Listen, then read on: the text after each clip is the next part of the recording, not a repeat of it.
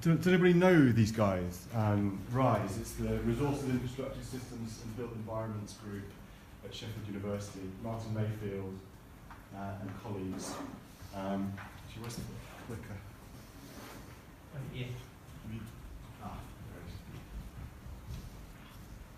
So I don't know an awful lot about this project, but I did see it.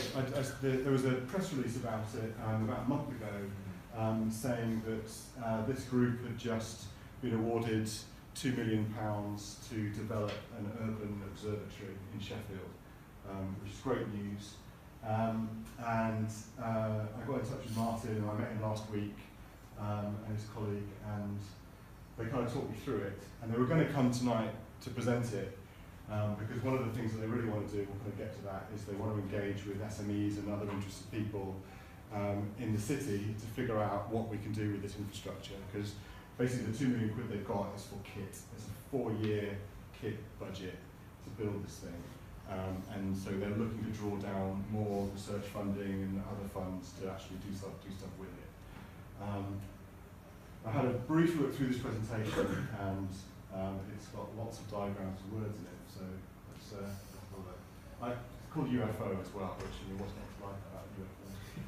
Okay, what is an urban observatory? Through the gathering of data and physical processes, the city's urban observatories enable characterisation of how cities work and how their constituent engineering, natural and social systems interact. This characterisation is achieved through the analysis of data to create information, supporting modelling and build simulations for these physical processes.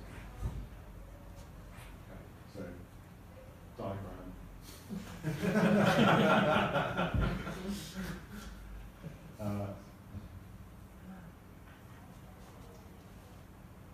Okay, so this is what it's going to consist of: sensors, middleware, data storage, data processing, and visualization.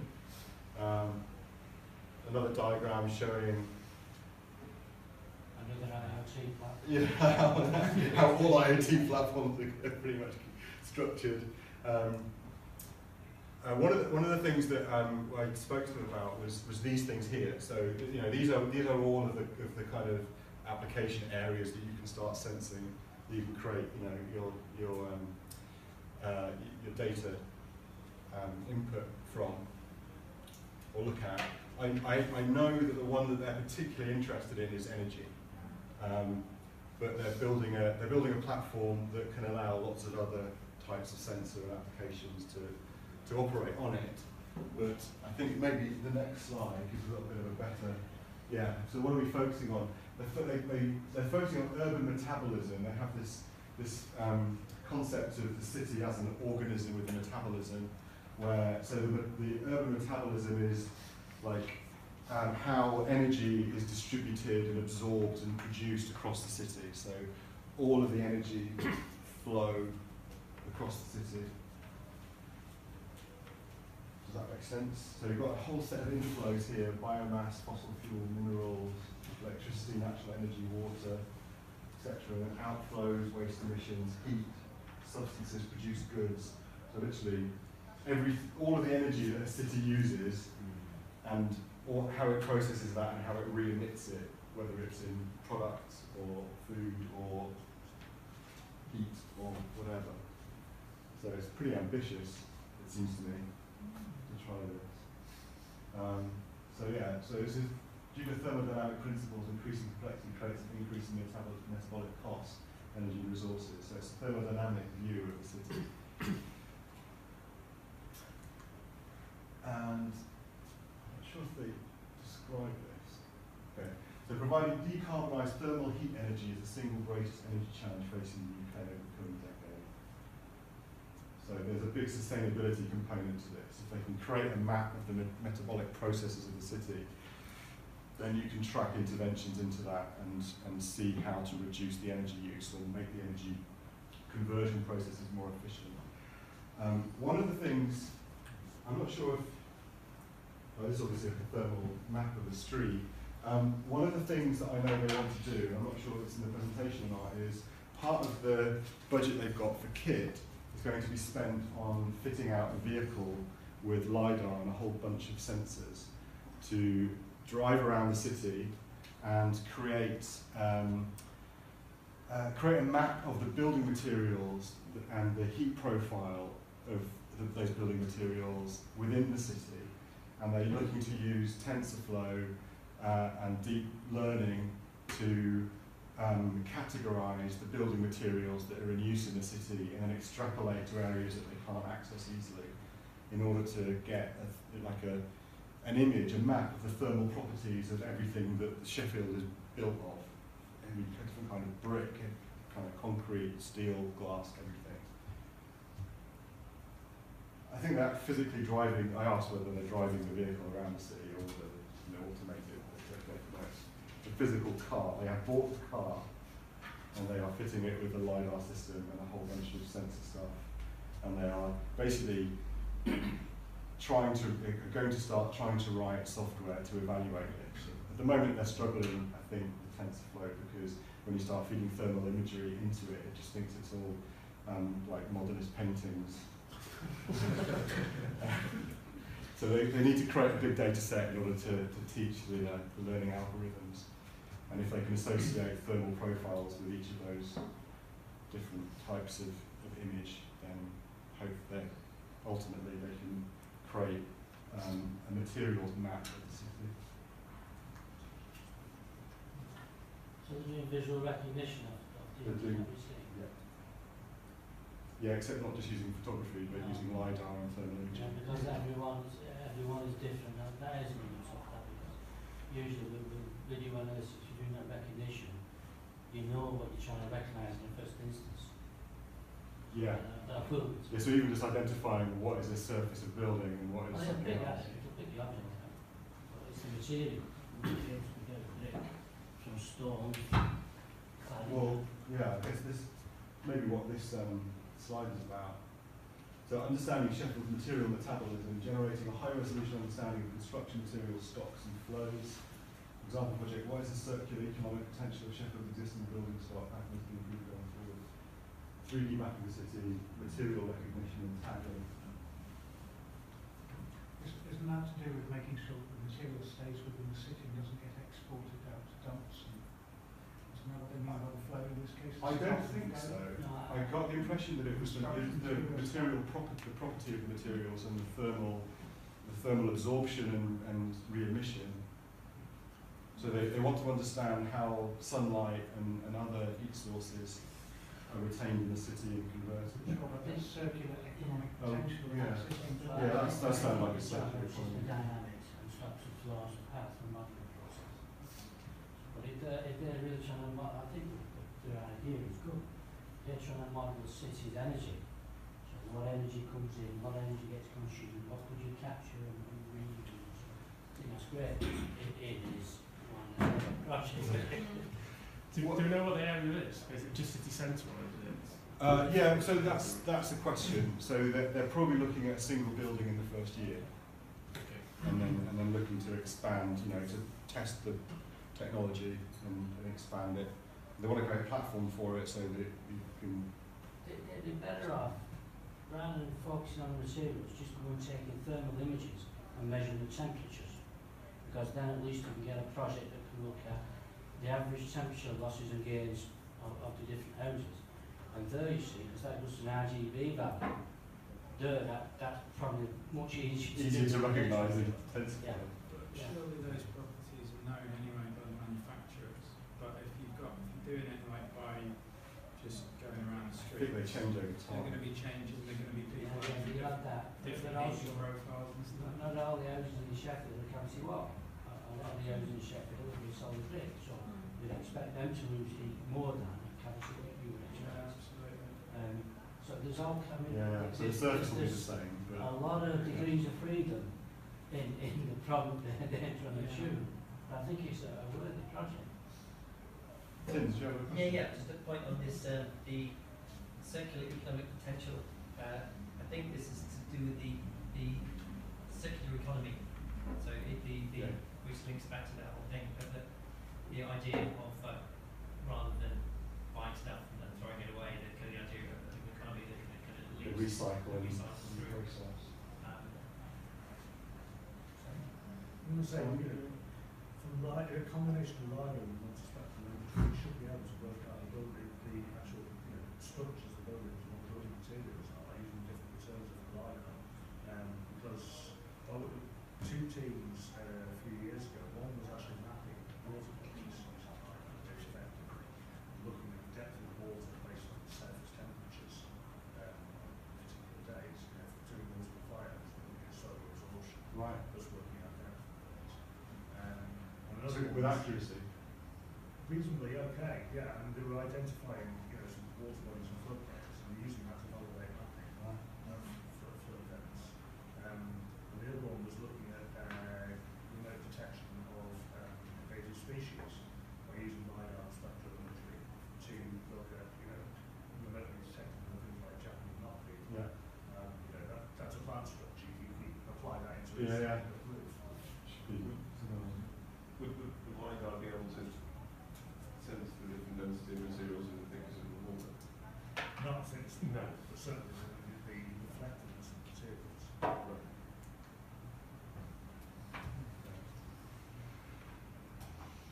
Material use. So they need to understand what is Sheffield made of at a high resolution level of detail, new build rate, construction type, material demand, where are unused buildings, how can these be repurposed, demolish rate, construction types, reuse potential. Because that's where the circular economy comes in. Understanding what Sheffield is made of. Yeah, this is more of what we talked about.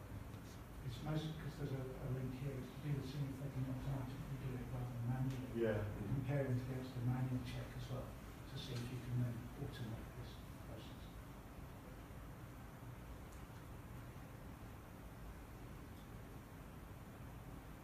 So example project, the identification of urban microgrid configuration ongoing. PV generation capability, high and varying resolution, spatial and temporal definition of demand characteristics. MOO of microgrid deployment. Project partners, Arab Moxley. Have you involved in this, Matt? Yeah. Have you seen Not this before? personally, but yeah, we have. Well, yeah, Martin Dex Arab as well.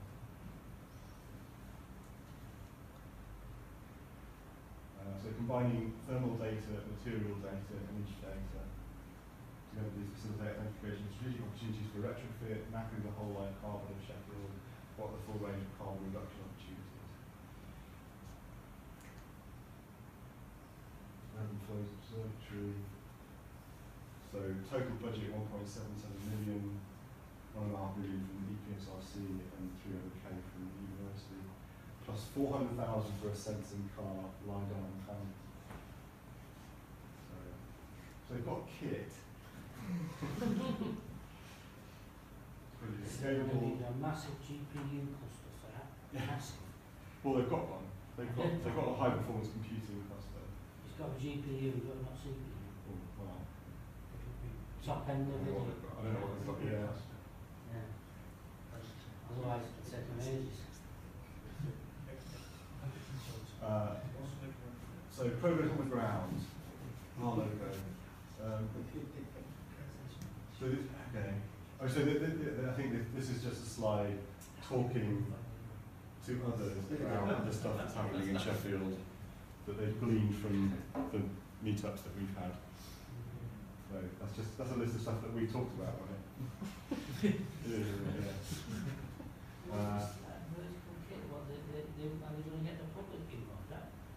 In Oxford, they started this project to map the river levels, and they got people involved to learn how to build a sensor, deploy a sensor, and get the data. They did that here. There's a spin out from Sheffield University called KNOW Alright. that did this. They were going to do it in Sheffield, but couldn't get the council to kind of. They just did play it in ball. Oxford, Thames Water. But they went and did it, I think, in Doncaster, Alright. and they handed out.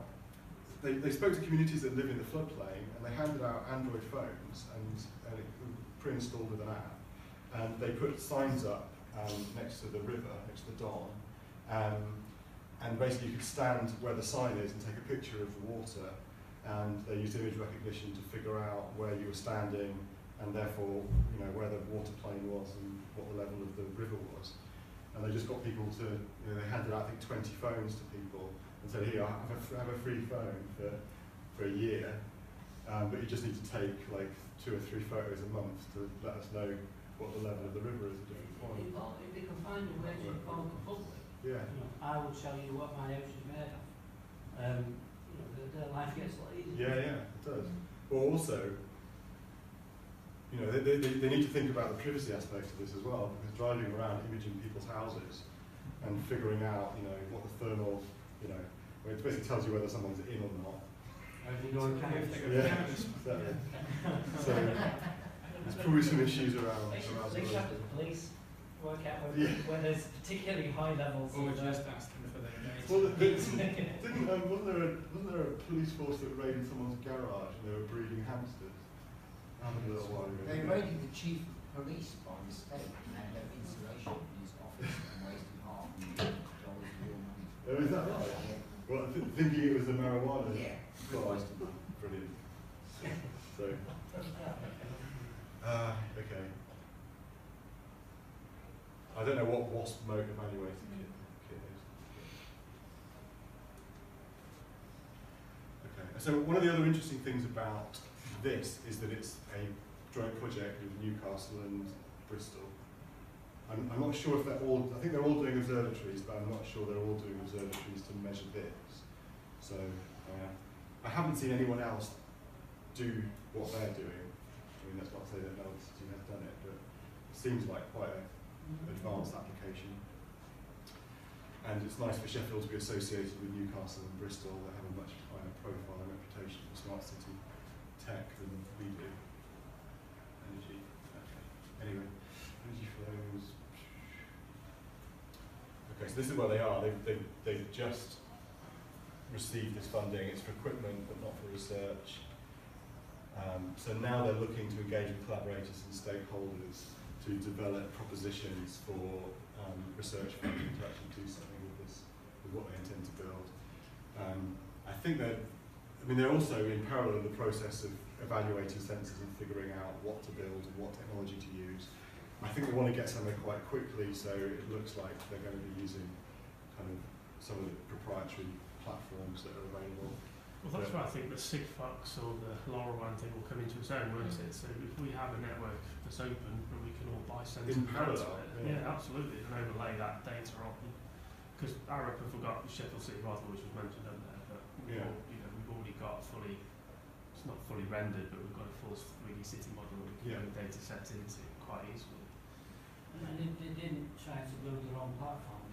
Google will rent you a GPU cluster for $5 an hour. Right. Yeah. Why would you build your own? Well, I think when I spoke to them, Martin said that Newcastle have a platform and they were as partners were going to provide it for free basically Sheffield, but we didn't really know what the capabilities of that were. Presumably they've got the funding for 3 years or something. Four.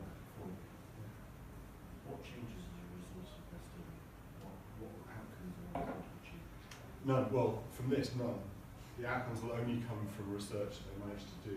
Okay, but if using they're assuming infrastructure. they do research, what outcomes are they looking to create in order to change policy? Yeah, I guess the main outcome is related to this slide here, isn't it? Well, if you know where you're wasting energy, you can do This something one. smart about it. Right. That reduces your carbon dioxide. And the council can get into that carbon trading. That's worth money to them. Right. Good for the planet. So it's basically they're uncovering blind spots. We just don't know what we've got. It's a fair question though, because you can show it, but that doesn't necessarily mean anything's going to happen without a plan for actually getting in front of people. And it would be a shame, obviously, if there was such an amazing amount of information that could reduce the carbon usage and so on. If you could show principles, I mean, the NHS estate, for example, would be a fantastic area to go and take us to. Because, take Northern General or Arunshire, that must be leaking. Years ago, Boilers on 24/7 and people open windows because it's too hot. I did research in a hospital down south, and their underground central heating leaked so badly they had to employ grass cutters in the winter because the grass kept growing. The solution is just keep going money at it. Yeah, well, that's it. There was something at the start that mentioned VR visualization. Does it cover that in the presentation? No. Does it say VR? Yeah. Yeah. So I couldn't understand what they were trying to do. Oh, yeah. Yeah. Visualization suite. A lab with screen of the okay. I wonder how open that will be. Do you have to pay to access this research, or are they going to make it open to make it easier for people to get research? Why don't you know the answers? You stood up there in the I know. We've got questions. Yeah. Well, hopefully they'll be here at the next one, but also they're looking to do a workshop in May, and I said, I'd let people know what this is about, and then get the invitation out to everyone on the SmartSheffield mailing list when I know more about what the workshop is. But they want to engage with people to come up with and ask questions like you were, Marek, about, well, how do we get outcomes from this? How do we put a consortium together of people that can actually target a specific thing and turn that data into value and get funded to do that in order to commercialise it, or to save the authorities money, or reduce the carbon use in some part of the city, or whatever it is. They want to do a series of workshops around different themes, different research themes, but also around the platform itself and how it should be built out and how it can be made accessible to more people in the ecosystem, because they're very aware that they're just building a platform, a technology platform. Until someone actually uses it and has some use cases for it, it's not really working. But that's all I know. So yeah, but they really wanted to be here, and they will be at the next one, which will probably be month after next. I think we should do it every two months.